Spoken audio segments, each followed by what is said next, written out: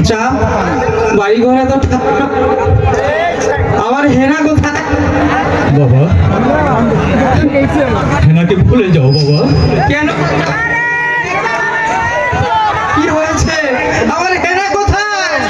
না বাবা, হেনার তো বিয়ে হয়ে গেছে বাবা। বিশ্বাস করি না।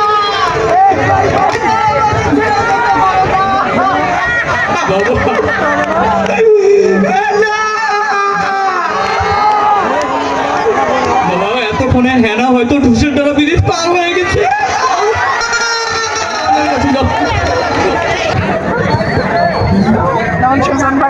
চাচা, আরে হেনা আসতেছে না তো। এই হেনা এত সাজানো কেন? আর বাড়ি ঘর কোথায়? চাচা, আরে হেনার কথা বলো না। ওই যে হেনা কোথায়? বদনা নিয়ে শালমারা ভুট্টা, ওই যে শালমারা ফিরে ভুট্টা খেতে গেছে, 3 দিন হলো বদনা নিয়ে চলে গেছে। আর ফিরে আসতে পারেনি। হেনা আর ফিরে আসতে পারেনি। আমার হেনা এই শালমারার তলে ভুট্টা খেতে বদনা নিয়ে গেছে? এটা হতে পারে না। আমার হেনা বদনা নিয়ে যেতে পারে না। আমি এখন কি করব? আমি এখন তামাক খেতে যাই। হেনা, হেনা, এই হেনাকে নিয়ে আমি অনেক যন্ত্রণায় আছি। এই এক হেনাকে নিয়ে পুরা গ্রামের সব সেই যে আরেক তুমি কি হেনাকে যাচ্ছ নাকি আবার? চাচা, আমার হেনা কোথায়?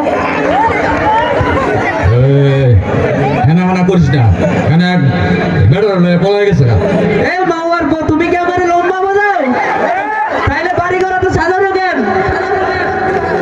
হেলান দেখা এই বাড়িতে একটা বিয়া বিয়া মানে কার বিয়া? ওই বেটা আমার বিয়া, আমার বিয়া।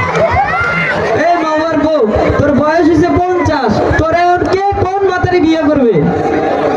এই মগুয়ার বউ ফোন বিয়া ওই যেই বেড়ায় হেনারে পলাই লয়ে গেছে, হ্যাঁ মায়ের আমি পলাই লয়ে গেছি। হ্যাঁ মায়ের আমি বেলায় রয়েছে। আমি এটা হলো প্রতিশোধের বিয়া। আমার হেনারে যে পোলা লয়ে গেছে, আমি এই পোলার মায়ের আমি লয়ে আইছি। আমি তাহলে বিয়ে করলাম। কথা সেটা কি হয়েছে? এই মাওয়ার বউ, তুই যে আমারে এতদিন ধরে আমার পিছনে তোর মায়ের পিছনে যে আমারে ঘুরাইছো, ঠিক আছে? তারপর যে আমার যে ওই বক্করের হোটেলে যে প্রত্যেকদিন আমি যে ডাল বড়াটা খাওয়াইছি, আমার ওইটার কি হবে? ওই বক্করের হোটেলে তো আমার 6000 টাকার উপরে বিল চলে গেছে। আমার কি হবে এখন? এত কথা কইস না। এই তুই রিফাত না? হ্যাঁ। এই তুই এই জায়গায় এদিকে আয়। তুই এই হাটের পিছে ঘুরতি না? তোর জন্য হেনার আরেক জায়গায় বিয়ে হয়ে গেছে। আজকে তোর খবর আছে। আয়, তোর আজকে খবর আছে। সবাই গা ঠেলা দিও আমার না। কি? এই তোরা হেনার বাড়ি তোরা কি করস? এই তোরা দুইটার লেগে হানা ভেঙে গেছে গা। তোরা সকাল নাই বিকাল নাই হেনার পিছে ঘুরছস। আমি বহুত দেখছি, তুইও ঘুরছস। তুইও ঘুরছস, তুই পলাই থাসকে তুই ঘুরস নাই? এই তখন লেগে ঘুরতে আমি হেনারে পাহারা দিতে হেনার বাপে ওর পর হেনারে আরেক গুলার লোকে ভাগাই দিয়ে দিছে। তখন আজকে তো করে একটা আমি ব্যবস্থা করবো।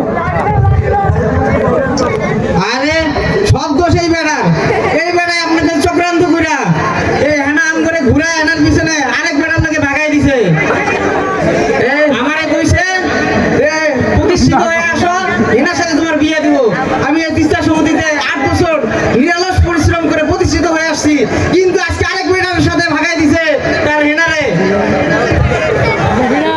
আর শোন, তখন তো কি করছিস তোর প্রতিষ্ঠিত?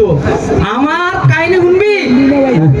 এই হেনার বাপে এই ডেঙ্গুর পোলাই করছে কি শোন।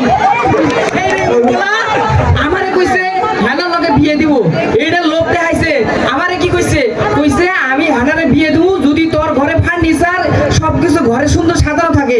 আমি হেনারে বিয়ে করার লেগিয়া এই 2-3 বছরে কাম করছি।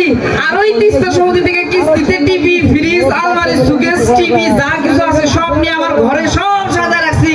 আমার ঘরে এখন কোনো জিনিসের অভাব নাই, কিন্তু আজকে আমার হেনাই নাই। এই মামার বউরে ধর, এই ডেঙ্গুর পোলার সাইজ করা লাগবো। চল।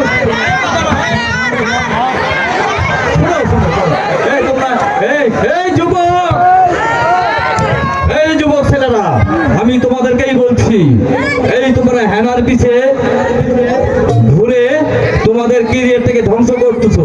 তোমাদের জীবনটা এক সময় কি হবে, হতাশা হয়ে যাবে। আর হতাশার পর হবে বাতাসা, বাতাসার পর হবে তেজপাতা। তাই আমি তোমাদেরকেই বলি, হেনাদের পিছে না ঘুরে তোমরা তোমাদের ক্যারিয়ার গঠন করো। অসংখ্য হেনারা তোমার পিছে ঘুরবে। তাই আজকে আমরা কি করব, new beginning, new development, new future, new Bangladesh. এই, ঠিক আছে বাবারা, তোমরা আমাকে ডিস্টার্ব করো না। 50 বছরের পরে আমি দ্বিতীয় বিবাহ শাদী করতে যাচ্ছি।